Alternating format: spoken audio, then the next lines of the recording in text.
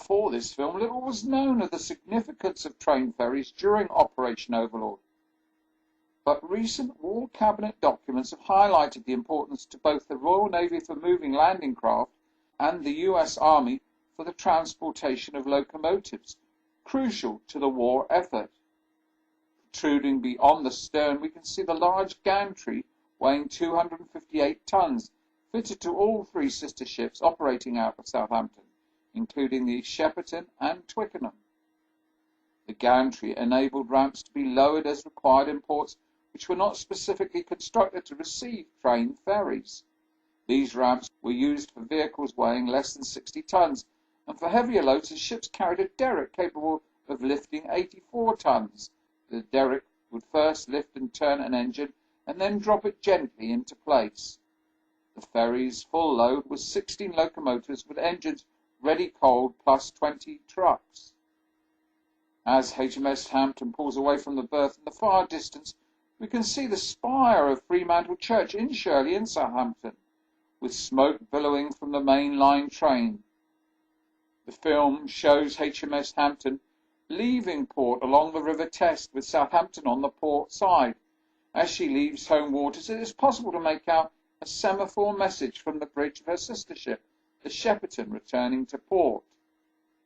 As she makes for open water, HMS Hampton steams past Hurst Castle and the Needles Lighthouse into the Solent and onto the English Channel to make for Cherbourg. Allied High Command did not consider the first phase of Operation Overlord a success until a port was captured where reinforcements and supplies could be landed irrespective of weather conditions. To some extent, this plan was modified by the success of the artificial Mulberry Harbour off Arromanches. Admiral Sir Bertram Ramsay, the Allied Naval Commander-in-Chief, fully appreciated that the capture of Cherbourg was not only of immense importance, but also that it set a clear limit to the first phase of the invasion.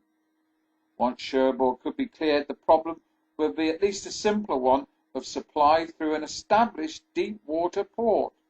However, the Arromanches, Mulberry and the beaches would still carry traffic, but they would no longer be the only routes of supply. In Cherbourg, the enemy had lost a base of strategic value on the flank of the Allied main supply line. E-boats were no longer seriously to be feared, and as such Admiral Ramsay decided to make large reductions in the naval forces which he had under his command since before D-Day.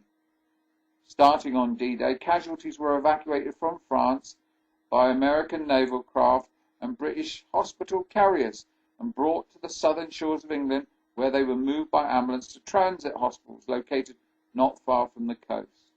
The film shows the Hampton unloading a hospital train at Cherbourg. By the 18th of September 1944, 3 hospital trains were operating in and out of Gare Saint-Lazare.